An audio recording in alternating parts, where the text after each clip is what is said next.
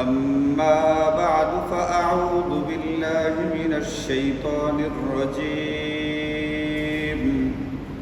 إنما يتقبل الله من المتقين وقال سيدنا رسول الله صلى الله عليه وسلم اتق الله حيثما كنت آمنت بالله صدق الله مولانا العلي العظيم وصدق رسوله النبي الكريم ونحن على ذلك لمن الشاهدين والشاكرين والحمد لله رب العالمين اللهم صل على محمد وعلى آل محمد كما صليت على إبراهيم وعلى آل إبراهيم إنك حميد مجيد اللهم بارك على محمد وعلى آل محمد كما باركت على إبراهيم وعلى آل إبراهيم إنك حميد مجيد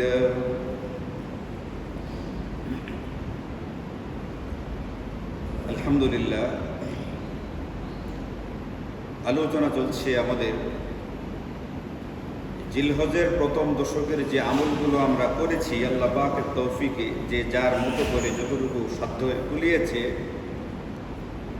এই আমলগুলোর রেশ বা আমেজ যেন আমাদের পরবর্তী জিন্দেগিতেও বাকি থাকে, বহাল থাকে এই ব্যাপারে।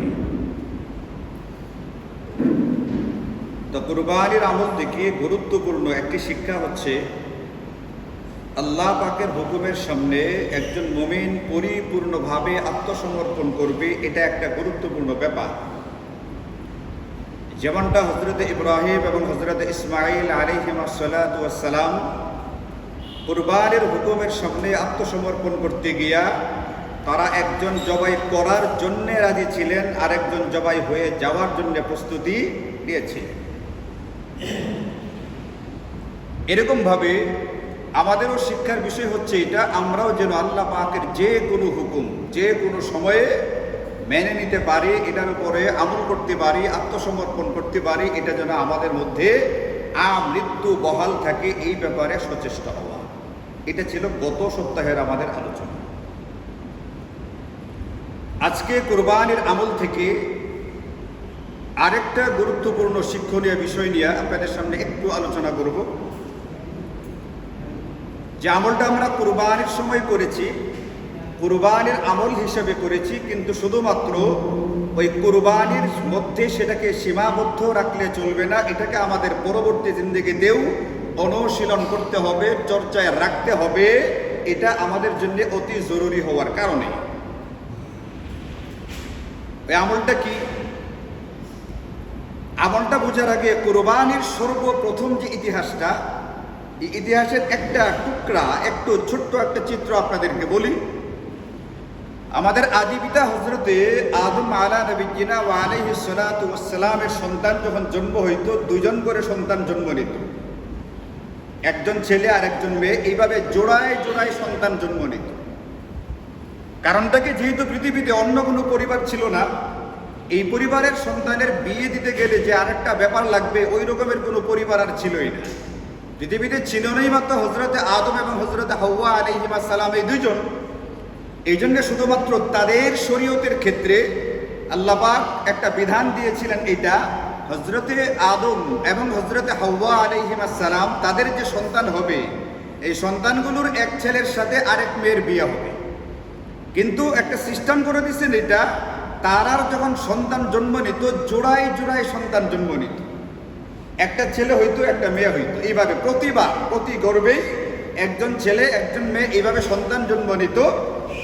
এবং প্রথম গর্ভের যে ছেলে, এই ছেলের সাথে পরের গর্ভের মেয়ে, আর প্রথম গর্ভের যে মেয়ে তার সাথে পরের গর্ভের যে ছেলে, এইভাবে বিয়ে বিধানটা দিয়ে দেওয়া হয়েছে।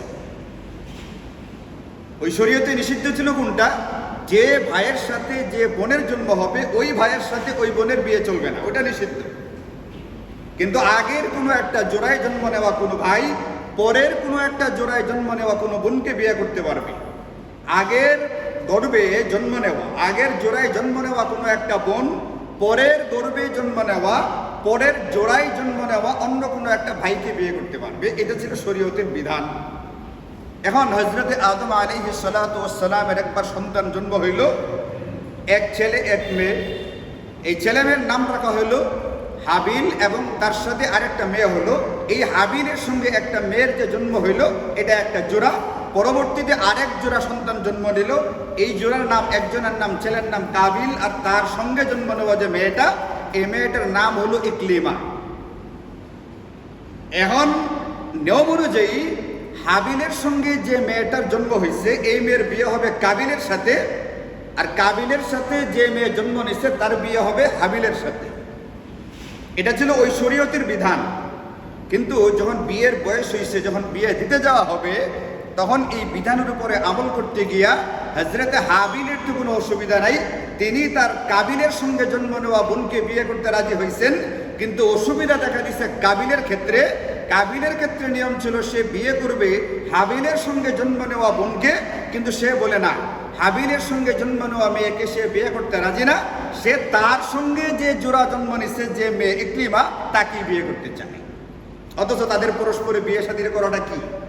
নিষিদ্ধ। বর্তমানে যেরকম আমাদের শরীয়তে আপন ভাই বোনের বিয়া বৈধ না অবৈধ? এখন কাবিলের জন্যে, কাবিলের সাথে জন্ম নেওয়া যে বোনটা, এই বোনের সাথে বিয়ে হওয়াটা ওই শরীয়তে সম্পূর্ণ নিষিদ্ধ, কিন্তু সেটা মানতে রাজি না। সে বলে তার সাথে জন্ম নেওয়া বোনটা ইকলিমা, ইকলিমাকেই সে বিয়ে করবেন, অথবা সে রাজি না। সাইয়্যিদুনা হযরতে আদম আলা নবিয়িনা ওয়া আলাইহিস সালাতু ওয়াস সালাম তিনি কাবিলকে বুঝালেন, তুমি যে তোমার সঙ্গে জন্ম নেওয়া জোড়া বোন ইকলিমাকে বিয়ে করতে চাও, তোমার জন্য তো সেই বিয়েটা কি না? বৈধ না। এটা তো বৈধ হবে না, এটা অবৈধ। এটা কিভাবে হবে? সম্ভব না। এটা আমাদের শরীয়তে সিদ্ধ না, এটা অসম্ভব, এটা করা যাবে না। কিন্তু সে রাজি না। তাকে বোঝাবার জন্য আসমান থেকে আল্লাহ পাক একটা ব্যবস্থা নিলেন। আচ্ছা ঠিক আছে, বুঝতে চাইতেছে না। পৃথিবীতে মাত্র মানব জাতির পদাচারণা শুরু হয়েছে, তাদের একটা চলাফেরা মাত্র শুরু হচ্ছে, আস্তে আস্তে প্রজন্ম বাড়বে। শুরুতেই যদি অসুবিধা দেখা দেয় তাহলে তো অসুবিধা। আল্লাহর পক্ষ থেকে তাকে বোঝানোর চেষ্টা করলেন, যে বলে কেমনে? আল্লাহ পাকের পক্ষ থেকে হাবিল আর কাবিলকে বলা হলো তোমরা কুরবানি করো। এই যে কুরবানির বিধান হযরতে আদম আলা নবিয়িনা ওয়া আলাইহিস সালাতু ওয়াস সালামের জামানা থেকে শুরু হয়েছে। আল্লাহ তাআলা হযরতে আদমের মাধ্যমে হাবিল আর কাবিল দুই ভাইকে কুরবানি দিতে বললেন, এবং দিয়া বললেন যার কুরবানিটা কবুল হবে তার সঙ্গেই ইকলিমার বিয়ে হবে। যাকে বিয়ে করাকে কেন্দ্র করে দুই ভাইয়ের মধ্যে সমস্যা দেখা দিচ্ছে, যে ইকলিমাকে কে বিয়ে করবে, ফাইসালা দেওয়ার জন্য আল্লাহ বললেন যে তোমরা দুই ভাই কুরবানি করো, যার কুরবানি কবুল হবে বুঝে নিবা। আল্লাহ পাকের পক্ষ থেকে সিদ্ধান্ত জানানো হইল তার সঙ্গে ইকলিমার বিয়ে হবে। আমি এটা আপনাদেরকে কুরবানির আলোচনাতে ঈদের দিন বলেছিলাম, এটা আল্লাহ পাকের মেহেরবানি আর দয়া আমাদের উপরে। যে এক নম্বর দয়াটা হচ্ছে এটা, আগের জামানায় কার কুরবানি কবুল হইতো, কারটা কবুল হইতো না, এটা কুরবানি করার পরই ধরা পড়ে যেত। এখন যারটা কবুল হইছে না, বলেন সমাজে তার কি মুখ দেখাবার মতো আসলে সুযোগ ছিল? মান সম্মান যদি থেকে থাকে। কিন্তু আমাদের সমাজে নবীজি সাল্লাল্লাহু আলাইহি ওয়াসাল্লামের খাতিরে আল্লাহ পাক দয়া করেছেন, মেহেরবানি করেছেন। আমাদের কার কুরবানি কবুল হইল, কারটা হইল না, এটা একমাত্র আল্লাহই জানেন, আমরা কেউ জানি না। যদি জানতাম তাহলে আমরা ঠুকরায়া খুঁটা দিয়া সমাজের এই মানুষটাকে মুখের কথা দিয়ে আমরা মেরে ফেলতাম। তো আল্লাহ পাক এক নম্বর আমাদের উপরে দয়া করেছেন, এটা আমাদের কার কুরবানি কবুল হচ্ছে না এটা কেউ বুঝতে পারে না। দুই নম্বর হচ্ছে যে দয়াটা কুরবানি উপলক্ষে আল্লাহ তাআলা আমাদের উপরে করেছেন, সেটা হলো এটা, আগের জামানায় যে কুরবানি করা হইতো, এই কুরবানি কবুল যাত্রা হইতো, কবুল হওয়ার তরিকা ছিল এটা, আসমান থেকে একটা আগুন আসতো, আইসা কুরবানির বস্তু বা প্রাণীটাকে একবারে পুড়ায় ফেলতো। এটাকে কুরবানি দাতার জন্য আর ভোগ ব্যবহার করবার সুযোগ ছিল না। কিন্তু আমাদের শরীয়তে আল্লাহ পাকের মেহেরবানি, এটা আমাদেরকে প্রাণী কুরবানি করার জন্য বলে দেওয়া আছে। আবার এটাও বলে দেওয়া আছে কুরবানি করার পরে কুরবানির জন্তুরা সবটাই তোমার জন্য হালাল। এটা আল্লাহ পাক নিয়ে নেবেন না, আল্লাহ পাক এটাকে পুরাই অবশ্য করে দিবেন না।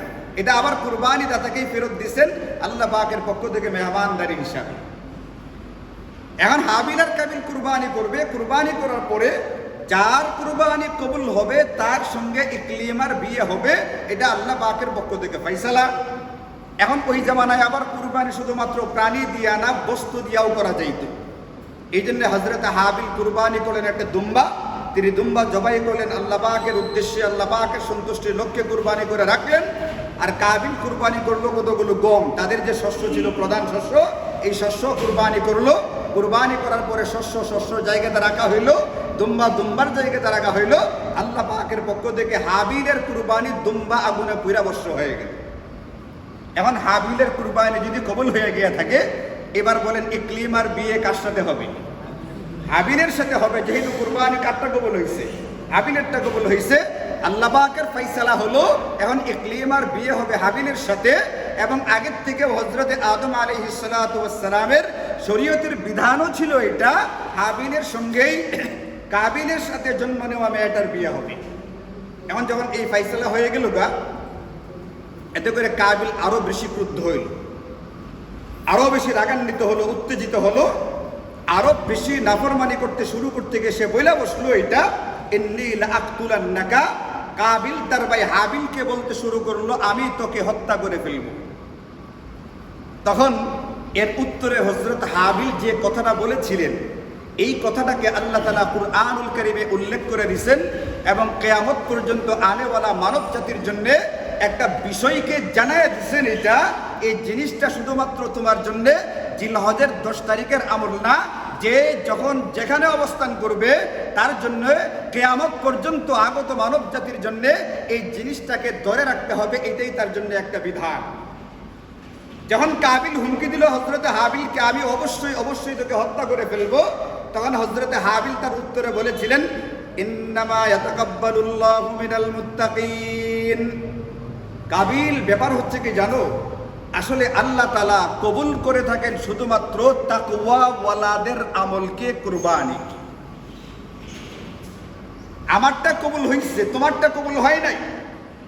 আমারটা যে কবুল হয়েছে এটা আমার বদৌলতে হয় নাই। আল্লাহ পাকের একটা মূলনীতি হলো, আল্লাহ পাকের একটা সিস্টেম হলো, একটা তরিকা হলো, একটা সুন্নাহ হলো। এটা আল্লাহর একটা আইন হচ্ছে এটা। আল্লাহ শুধুমাত্র ওই ব্যক্তির আমলটাকে কবুল করেন, আল্লাহ শুধুমাত্র ওই ব্যক্তির ইবাদতকে কবুল করেন যার ভিতরে তাকওয়া থাকবে। তাকওয়াওয়ালাদের বিষয়গুলোকে আল্লাহ কবুল করেন, যার ভিতরে তাকওয়া থাকে না আল্লাহ পাক তারটা কবুল করেন না। তোমারটা কবুল হয় নাই কারণ তোমার ভিতরে তাকওয়া প্রমাণ পাওয়া যায় নাই। আমারটা কবুল হয়ে গেছে কারণ আমারটার ভিতরে তাকওয়ার উপস্থিতি পাওয়া গেছে। এখান থেকে আমি আজকের যে বিষয়টা আপনাদের সাথে আলোচনা করতে চেয়েছিলাম, শুরুতে বলেছি যে এটা আমরা কুরবানির বিষয়গুলো থেকে প্রধান কিছু শিক্ষণীয় বিষয় এমন আছে যেগুলোর রেশ বা আমেজটাকে আমাদের আমৃত্যু ধরে রাখতে হবে। যে বিষয়গুলো এর ভিতরে গত সপ্তাহে একটা বলেছিলাম, আজকে আরেকটা বলছি। সেটা হচ্ছে এটা আমাদের জিন্দেগিতে সদা সর্বদা যে যখন যেখানে থাকি, যতদিন আল্লাহ পাক বাঁচিয়ে রাখেন ততদিন আমাদের ভিতরে তাকওয়া এর চর্চা থাকতে হবে। তাকওয়া এর চর্চা থাকলে আমার ঈমান, ইসলাম, আমল, ইবাদত, বন্দেগী, দান, খায়রাত সব কিছু আল্লাহ পাকের দরবারে কবুল। আর তাকওয়া জিনিস না থাকলে কোনো কিছুই টিকবে না। এটা তলাবিহীন ঝুড়ির মতো হবে, নিচুবিহীন ঝুকরার মতো হবে, যার ভিতরে কোনো কিছু রাখার পরে আর কিচ্ছুই বাকি থাকে না। এটা আমাদের কুরবানির যে বিধান, এখানেও আল্লাহ পাক এই কথাটা বলছেন। আল্লাহ কি বলছেন? আল্লাহ বলছেন তোমরা যে কুরবানি করো, আমাদের কুরবানি তো শুধুমাত্র কি দিয়া চলে? ধান দিয়া, গম দিয়া চলবে না, শুধু প্রাণী দিয়া, শুধু প্রাণী দিয়া। আল্লাহ বলছেন তোমরা যে কুরবানিটা করো, এই কুরবানির রক্ত এবং গোশত আল্লাহ পাকের কাছে পৌঁছে না। আল্লাহ বলতেছেন লা ইয়ানালাল্লাহু লুহুমুহা ওয়ালা দিমাউহা। তোমাদের কুরবানিকৃত প্রাণীর গোশত বা রক্ত আল্লাহ পাকের কাছে পৌঁছে না। ওয়ালাকিন, পৌঁছে কোনটা? ইয়ানালুহু তাকওয়া মিনকুম। এই তাকওয়া শব্দটাই আল্লাহ বলছেন পৌঁছে তোমাদের ভিতরে কার ভিতরে কি পরিমাণ তাকওয়া আর ইখলাস ছিল, এই জিনিসটা আল্লাহ পাকের উপরে পৌঁছে আল্লাহ পাকের কাছে যায় এবং ওটার ভিত্তিতে আল্লাহ পাক প্রত্যেকের জন্য পুরস্কার নির্ধারণ করে থাকেন। তাহলে কুরবানির প্রথম যে ইতিহাসটা যদি আমরা দেখি, ওইখানেও তাকওয়ার কথা বলে দেওয়া আছে। সারা জিন্দেগির মূলনীতি হিসাবে আমাদের কুরবানির যদি বিধানগুলো দেখি, এখানেও কুরআনুল কারীমে দেওয়া আছে আমাদের কুরবানি তখনই আল্লাহ পাকের দরবারে কবুল হবে যখন নাকি আমার কুরবানিটা তাকওয়া এর সাথে হয়ে থাকে। এই জন্য তাকওয়ার যে চর্চাটা, তাকওয়ার যে আমলটা, এটা শুধুমাত্র কুরবানির সময়কার জন্য না, এটা শুধুমাত্র জিলহজের প্রথম 10 দিনের জন্য না। এই তাকওয়া এর চর্চাটা একজন ব্যক্তি আমৃত্যু করবে, যার ভিতরে তাকওয়া এর চর্চাটা থাকবে, এই ব্যক্তি প্রকৃত মুসলমান এবং এই ব্যক্তির জন্য আল্লাহ পাক জান্নাতকে তৈরি করে রেখেছে। এখন তাকওয়া এর চর্চা যদি আমার সারা জিন্দেগিতে সদা সর্বদাই লাগে, এটাকে যদি আমি জিলহজের প্রথম দশকের মধ্যে সীমাবদ্ধ না করি, তাহলে এই যে আসতেছে বিশ্বকাপ ফুটবল খেলা, এখানেও আমাকে চরমভাবে চূড়ান্তভাবে তাকওয়া এর পরিচয়টা দিতে হবে। যদি না দেওয়া হয়, এখানে অনেকগুলো ক্ষেত্রে তাকওয়া পরিপন্থীর ব্যাপার আমার মধ্যে ঢুকবে, যেটা মুমিন হিসাবে, মুসলমান হিসাবে আমার জন্য কোনোভাবেই গ্রহণযোগ্য না, মানানসই না। উদাহরণ, একটি হাদিসে পাকের মধ্যে রাসূল আরবি সাল্লাল্লাহু আলাইহি ওয়াসাল্লাম বলছেন, আপনারা শুনছেন এই হাদিসটা বারবার। গতকালকে এখানে যে তালিম হলো, খুব চমৎকার একটা হাদিস পড়া হয়েছে। নবীজি সব হাদিসই খুব চমৎকার। হাদিসটা কি? হাদিসটা হলো নবীজি বলেন, লা তাজুলু কদামা ইবনে আদম ইয়াউমাল কিয়ামাতি হাত্তা ইউসআলা আন খামস। কিয়ামতের দিন বনি আদমের 2 পা যেখানে সে শুরুতে উঠে দাঁড়াবে, এখান থেকে 1 কদম আগে বাড়তে পারবে না 5টা প্রশ্নের উত্তর দিতে না পারলে। এটা একটা হাদিসের কথা। এটা লা তাজুলু কদামা ইবনে আদম ইয়াউমাল কিয়ামা, কিয়ামতের দিন বনি আদমের পা 5টা প্রশ্নের উত্তর দিতে না পারলে সামনে 1 কদম আগে বাড়তে পারবে না। হাসরের ময়দানেই তাকে আটকে যেতে হবে, এখান থেকেই তাকে জাহান্নামে নিক্ষেপ করে ফেলা হবে যদি উত্তর ঠিকঠাক মতো দিতে না পারে। এখন যে মাত্র যে বললাম যে ব্যাপারটা আমাদের সামনে আসতেছে, এই ব্যাপারটাকে যদি আমরা চিন্তা করি, এটাকে নিয়ে যদি ভাবি, তাহলে আমরা দেখব এইখানে যে 5টা বিষয় প্রশ্ন করা হয়, এই 5টার পরিপন্থী কাজ এই একটা জিনিসের ভিতরে রয়ে গেছে, এই বিশ্বকাপ ফুটবল খেলার ভিতরে। 1 নম্বর প্রশ্ন করা হবে, আন উমরিহি ফিমা আফনাহু, তুমি তোমার হায়াতের সময়টা কোথায় ব্যয় করেছিলে? এই যে বিশ্বকাপ খেলাটা হবে 30-40 দিন, ঠিক কতদিন আমি জানি না, প্রায় 1-1.5 মাসের মতো হবে। এক এক দিন 2টা-3টা করে খেলা হবে, এক একটা 1.5 ঘন্টা, 2 ঘন্টা, 2.5 ঘন্টা সময় পার হবে। এই যে এটার পিছনে সময় যে বের হয়ে যেতেছে, উলামায়ে কেরাম কিতাবে লেখেন, আল ওয়াক্তু হুয়াল হায়াত, আর সময় এটাই তো আমাদের জীবন। আমাদের যে জীবনটা, এটা সময়ের কতগুলো সমষ্টির নাম। আল ওয়াক্তু হুয়াল হায়াত, ওনারা এটাও লিখছেন, আল ওয়াক্তু হুয়া আথমারু মিনাজ যাহাবি ওয়াল ফিদ্দা, মানুষের হায়াতের যে মূল্য, এটা স্বর্ণ রূপার চেয়ে 1000 গুণ বেশি দাম। আর হায়াত বিক্রি করেই তো মানুষ স্বর্ণ রূপা কামায়। মানুষ হায়াত সময়টা ব্যয় করে, সময় ব্যয় কইরে কইরে সে স্বর্ণ রূপা কামাই করে। এই স্বর্ণ রূপার চেয়ে তার জিন্দেগির যে সময়গুলো অনেক দামি। এখন 1 নম্বর প্রশ্ন করা হবে, তোমাকে 60, 70, 80 বছরের হায়াত দেওয়া হয়েছিল, 4 বছর পরে পরে তোমার 30-40 দিন, 45 দিন সময় তুমি কোথায় ব্যয় করেছিলে? এখন কোনো ব্যক্তি যদি বলে আল্লাহ পাকের সামনে গিয়া আমি বিশ্বকাপ ফুটবল খেলা দেখেছিলাম, আচ্ছা বলেন, কোনো আসামি কোনো কাঠগড়ায় দাঁড়ায়া আসামির সামনে কে এই কথা বলতে পারবে যে আমি ছুরিটাকে শান দিয়া ধার কইরা এরপরে আসামিটাকে জবাই করে হত্যা করেছিলাম? বলবে কোনো আসামি এটা কোর্টে দাঁড়ায়া? নাকি হত্যা করে থাকলে অস্বীকার করবে? হত্যা করলেও অস্বীকার করবে নিজেকে বাঁচাবার জন্যে, কারণ ওখানে স্বীকারোক্তি দেওয়া মানেই হলো নিজেকে ফাঁসির দড়িতে ঝুলায় ফেলা। এই জন্যে ওইখানে এইটা আল্লাহ পাকের আদালতে এই ধরনের বিশ্বকাপ ফুটবল টুর্নামেন্ট ভয়ঙ্কর রকমের গুনাহ এবং অপসংস্কৃতি, এটা কারো কাছে ভালো লাগতে পারে, সেটা ভিন্ন জিনিস। ব্যক্তিগত পর্যায়ে কারো কাছে ভালো লাগতে পারে, তার কাছে ভালো লাগলে তার ব্যাপার এটা, কিন্তু এটাকে জাতীয়ভাবে, আন্তর্জাতিকভাবে কেউ কারো উপরে জোর করে চাপিয়ে দেওয়ার চেষ্টা করতে পারবে না, যেহেতু এটা ইসলামের দৃষ্টিতে এটা কোনো বৈধ ব্যাপার না। এবং সেটা হাসরের ময়দানে সবার বুঝে আসবে, দুনিয়াতে বুঝে আসুক বা না আসুক। এই জন্য সে যখন জিজ্ঞেস করা হবে 2026 সনের জুনের এত তারিখ থেকে এত তারিখ পর্যন্ত সময়গুলো তোমার কিভাবে পার হয়েছে সে কিন্তু হিসাব দিতে গিয়ে এটা বলতে পারবে না আমি এই টাকাটা এই সময়টা এই কাজে ব্যয় করেছিলাম। তো উত্তর দিতে না পারলে ওইখানে ধরা। এই খেলা দেখতে গিয়া আমাদের 1 নম্বর প্রশ্নের বিপরীত কাজ করি, 1 নম্বর প্রশ্নের আমাদের জন্য সমস্যার কারণ হয়ে দাঁড়াবে, এটা তাকওয়া এর পরিপন্থী কাজ হয়ে যাওয়ার কারণে। 2 নম্বর প্রশ্ন করা হবে ওয়ান শাবাবিহি ফিমা আবলাহু।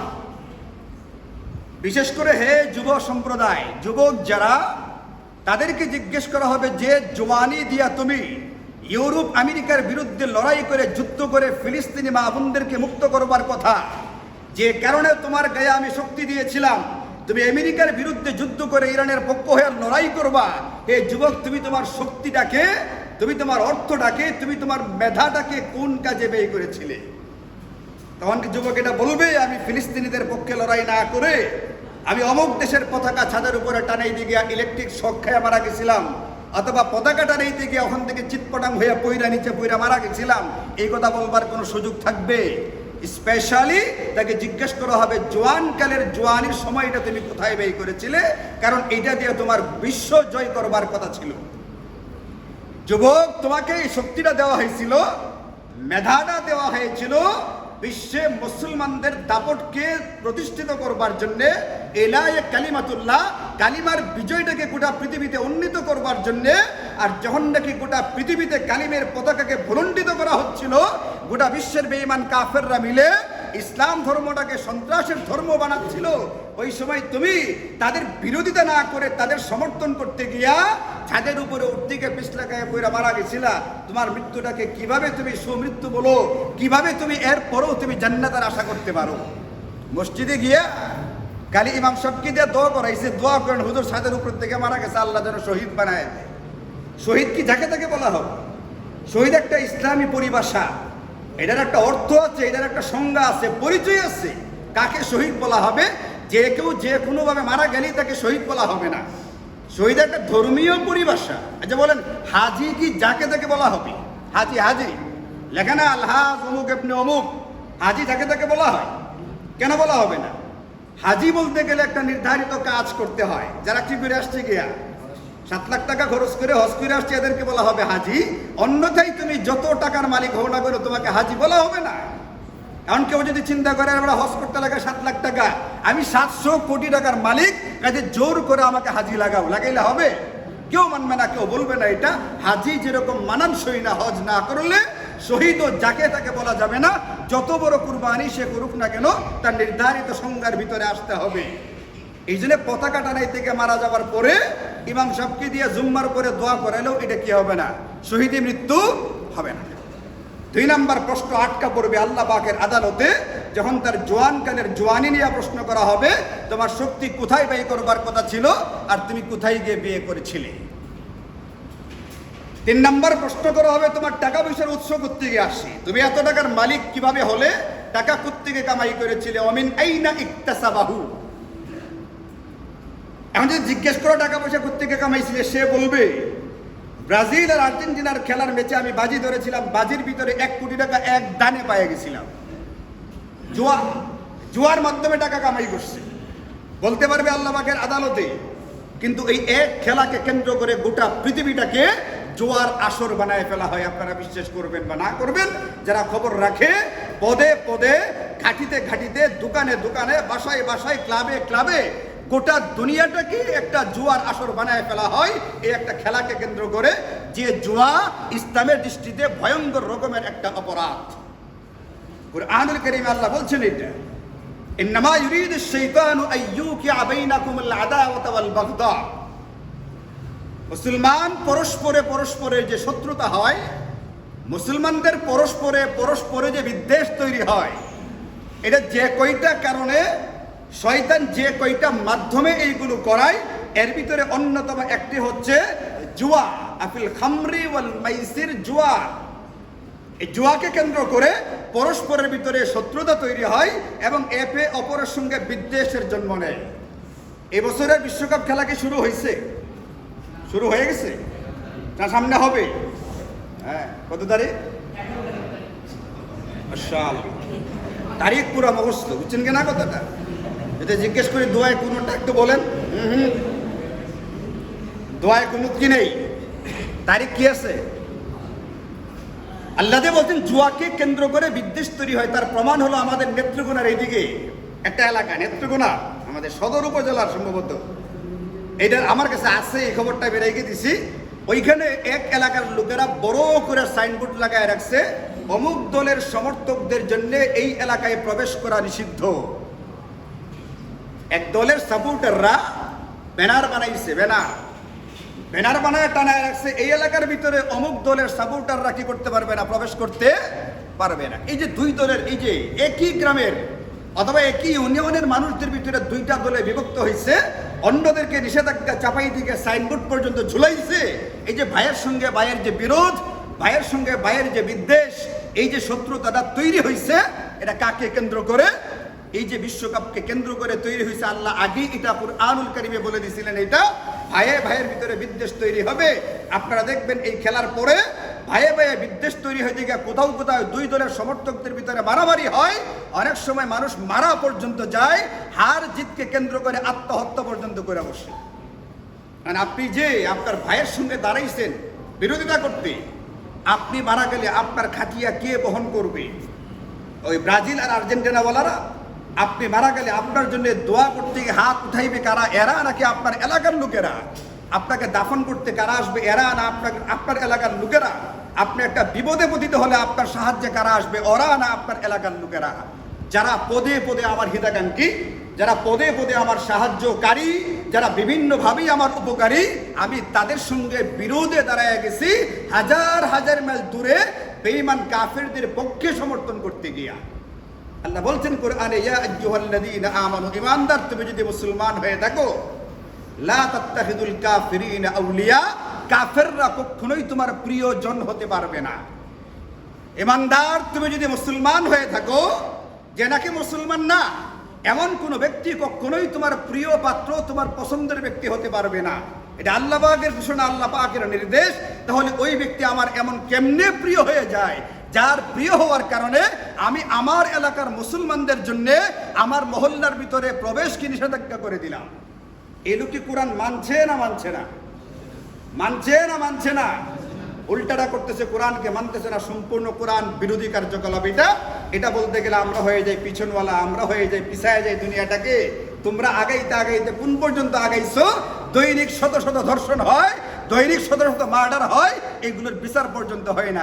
আগাইতে আগাইছে ধর্ষণের ক্ষেত্রে আগায় গেছে, আগাইতে আগাইতে মার্ডারের ক্ষেত্রে আগায় গেছে, আগাইতে আগাইতে দুর্নীতির ক্ষেত্রে আগাইছে, আগাইতে আগাইতে শত রকমের অপরাধ অন্যায়ের ক্ষেত্রে আগায় গেছে।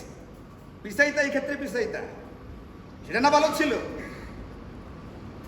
আর 3 নম্বর প্রশ্নই হবে এইটা, মিন আইনা ইকতাসাবাহু, কোত্থেকে টাকা পয়সা কামাইছি? না বলবা যে রাত্রিবেলায় অনলাইনে বেটিং করতে কামাইছি, জুয়ার বোর্ড থেকে কামাই করছি। বলবার মতো সাহস হবে আল্লাহ পাকের আদালতে?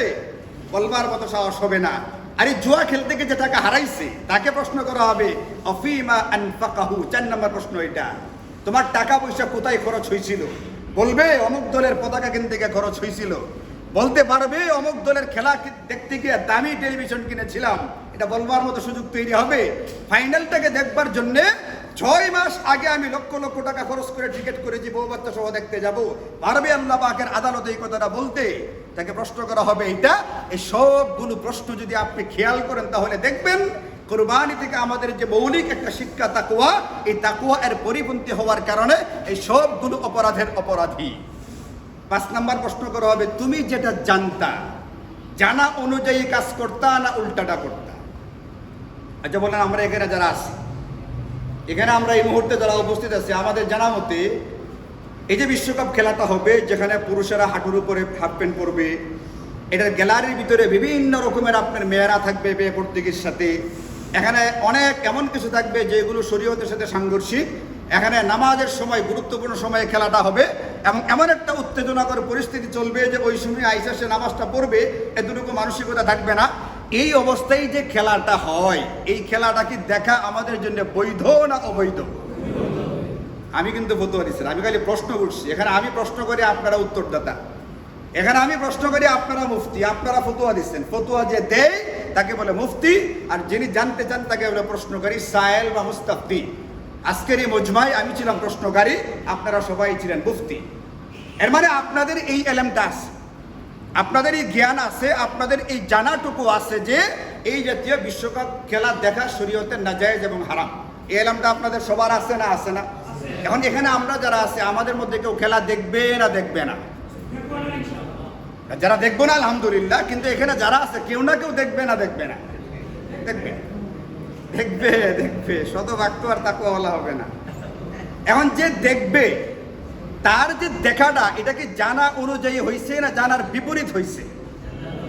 আল্লাহ পাক প্রশ্ন করবেন, তোমার যে ইলম ছিল, তোমার কাছে বিশ্বকাপ খেলা দেখা না দেখার যে জ্ঞান ছিল, এই ব্যাপারে ইসলামী জ্ঞান হচ্ছে এই খেলা দেখা যাবে না, এই জ্ঞানটুকু তোমার আছে। অন্তত খেলা দেখার ক্ষেত্রে যে এলেমটা, যে জ্ঞানটা, এটা তোমার ছিল। তুমি তোমার জ্ঞান অনুযায়ী কাজ করছো না উল্টাটা করছো, এই প্রশ্ন করা হবে। এখন যারা খেলা দেখবে তাদের দেখাটা, তাদের এই দেখার কাজটা তার এলেম অনুযায়ী হয়েছে না বিপরীত হয়েছে? বিপরীত হয়ে গেছে। এখন সে উত্তরটা কিভাবে আল্লাহ পাকের কাছে দিবে? এই জন্য আমাদেরকে কোরআন এবং সুন্নাহ বলছে, কুরবানির যে আমলগুলো, এই আমলগুলো শুধুমাত্র জিলহদের প্রথম দশকের জন্য না, এই আমলের রেশ বা আমেজটাকে তুমি তোমার সারা জিন্দেগি ধরে রাখার চেষ্টা করবা। এই জিন্দেগিতে ধরে রাখতে গেলে এই সময়ও আমাদেরকে এই তাকওয়া এর পরিচয়টা দিতে হবে। তাকওয়ার চর্চা যদি থাকে তাহলে এই 5 প্রশ্নের উত্তর সে দিতে পারবে, আর তাকওয়ার চর্চা না থাকলে এই 5টা প্রশ্নের একটার উত্তর সে দিতে পারবে না।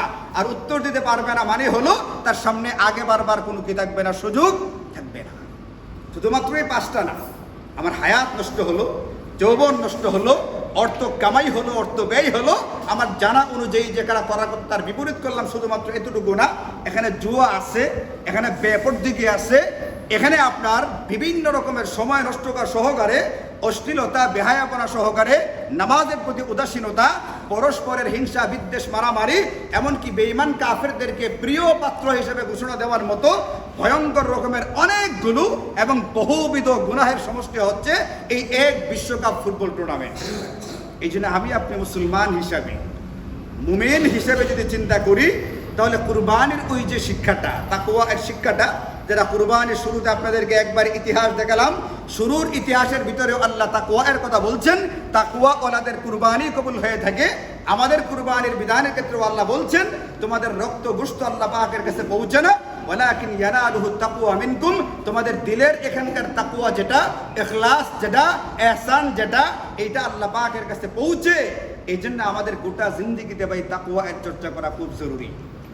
হযরত ওমর রাদিয়াল্লাহু আনহু এত বড় যোগ্যতার অধিকারী তিনি, যে তার ব্যাপারে নবীজি বলেন, লাউ কানা বা'দি নাবিয়্যুন লাকানা ওমর, এই আমার পরে যদি নবী হওয়ার দরজা খোলা থাকতো না, তাহলে ওমরের ভিতরে এই পরিমাণ যোগ্যতা, এই পরিমাণ এলেম ছিল যে আমার পরে নবী হওয়ার সুযোগ থাকলে ওমর নবী হইতো। তাহলে সাধারণ ব্যক্তিরা অনেক উচ্চমানের ব্যক্তি, বাকি আমাদের নবীর পরে আর নবী আসবেন না, আমাদের নবীজি শেষ নবী। আমাদের নবীজি নবী আবার শেষ নবী, এটা মানতে হবে। নবী মানে শেষ নবী মানে না, এই লোক বেঈমান, এই লোক কাফের। গোটা পৃথিবীর উলামায়ে কেরাম একমত, নবী মানে কিন্তু কি মানে না, শেষ নবী মানে না। নবী মানে কিন্তু মনে করে এই নবীর পরে আরো নবী আসতে পারে, এই লোক বেঈমান কাফের। নবীও মানতে হবে, আমাদের নবী যে শেষ নবী এটাকেও মানতে হবে, তাহলে সে ব্যক্তি মুসলমান।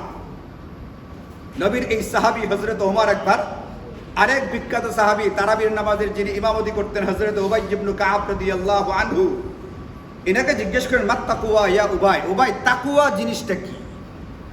ওমরের মতো মহাজ্ঞানী জিজ্ঞেস করতেছে আরেক সাহাবীকে, তাকওয়া জিনিসটা কি? হযরত উবাই ইবনে কাব বলেন, আপনি কখনো কাঁটাদার জঙ্গলের ভিতর দিয়ে চলছেন? বলে চলছি। চলতে গিয়ে কেমনে চলছেন? বলে কাপড় চোপড় খুব সামলায়া গুটায়া তারপরে চলছি, কারণ এই জাতীয় কাপড় যদি কাঁটার মধ্যে লাগে আটকে যায়, তখন টান লাগলে ছিঁড়ে যেতে পারে। খুব সাবধান সতর্কতার সঙ্গে আমি চলার চেষ্টা করেছি। হযরত উবাই ইবনে কাব বলছেন, এই গোটা পৃথিবীটা একটা জঙ্গল, গুনাহ নামের কাঁটা দিয়া এই জঙ্গলটাকে ভরে রাখা হয়েছে। এই গোটা পৃথিবীটা একটা জঙ্গল, এই জঙ্গলের এই পার থেকে ওই পারে আপনি যাবেন, যেটার ভিতরে গুনাহ নামের কাঁটা দিয়া পরিপূর্ণ করে দেওয়া আছে। এই জঙ্গলের এই পার থেকে ওই পারে গেলেই জান্নাত, কিন্তু আপনাকে এই পার থেকে যে ওই পারে যেতে হবে, ওই কাঁটাগুলোর, গুনাহ নামের কাঁটাগুলোর কোনো একটা যেন আপনাকে স্পর্শ না করে। আপনি যদি এইভাবে পার হইতে পারেন, যেমন আপনি জঙ্গলে চললে সাবধানে চলেন, কাপড় চোপড় সামলিয়ে চলেন।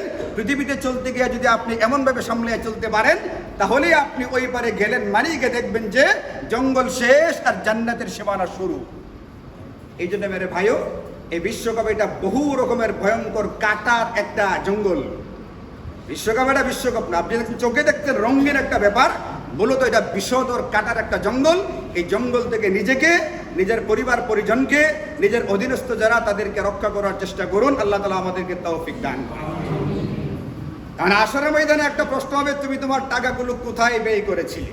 একটু আগে বললাম না, এটা তো বলার সুযোগ নেই। জুয়া খেলতে গিয়ে হেরে গেছিলাম, মনে করছিলাম আজকে গোলে জিতবে, কিন্তু আমি যাকে সমর্থন করেছি হেরে গেছে, বলা তো সম্ভব না। কিন্তু বলবার মতো ক্ষেত্রও কিন্তু আছে। বলবার মতো যে ক্ষেত্রগুলো আছে, এই ক্ষেত্রগুলোর ভিতরে আমাদের অংশগ্রহণ থাকতে হবে। যেগুলো আমি বলতে পারবো ফেরেশতাদের সামনে আল্লাহ পাকের আদালতে দাঁড়ায়া, আমার টাকাটা এই খাতে খরচ করা হয়েছিল, এই ধরনের খাতগুলোর মধ্যে আমাদের অংশগ্রহণ করা লাগবে যখনই এই ধরনের সুযোগ আমাদের সামনে আসে। আর আপনারা কি অংশগ্রহণ করতে রাজি আসছেন? এখানে যারা আছেন, আমাদের এসিগুলো খুব সমস্যা করতেছে, শাঁ শাঁ শব্দ হয়, ঠান্ডা হয় না, এখান থেকে দুর্ঘটনার একটা ভয় থাকে। এই জন্য সার্ভিসিং করা দরকার। সার্ভিসিং করতে গেলে 6,000 টাকার মতো লাগে। এবং আমাদের যে জেনারেটর আছে ওইটার জন্য আপনারা জানেন যে পেট্রোল লাগে, পেট্রোল বা অকটেন এগুলো লাগে, আর নতুবা হয় না। কারেন্ট যাওয়ার পরেই সবাই মুয়াজ্জিন সাহেবের দিকে এদিক ওদিক তাকায়। আর মুয়াজ্জিন সাহেবের দিকে তাকাইলে তো হবে না, মুয়াজ্জিন সাহেবের কাছে তো পেট্রোল থাকতে হবে না, অকটেন থাকতে হবে। অকটেন কেনার জন্য আমাদের টাকা পয়সা দরকার। এখন এখানে আমরা যারা আছি, যদি 100 করে টাকা দিই, আমার মনে হয় 10,000 টাকা কোনো ব্যাপারই না। এখানে কি 100 মানুষ আছি না? আমরা 100 আছি না এখানে মানুষ? 100 হবে না? 100 করে টাকা দিতে টাকাটা রাজি আছে বললেন, তো নাম টাম লেখা দরকার নেই। 100 করে টাকা দেবো নিজ দায়িত্বে। 100 করে টাকা, এত কম মানুষ আপনি টাকাটা দিবেন? 100 করে টাকা, এত কম মানুষ কেমনে হাত উঠে? আরো বেশি উঠাইবার কথা। দিবেন ইনশাল্লাহ সবাই? আপনারা নিজ দায়িত্বে পৌঁছে দেবেন 100 করে টাকা, নিজ দায়িত্বে ইনশাল্লাহ।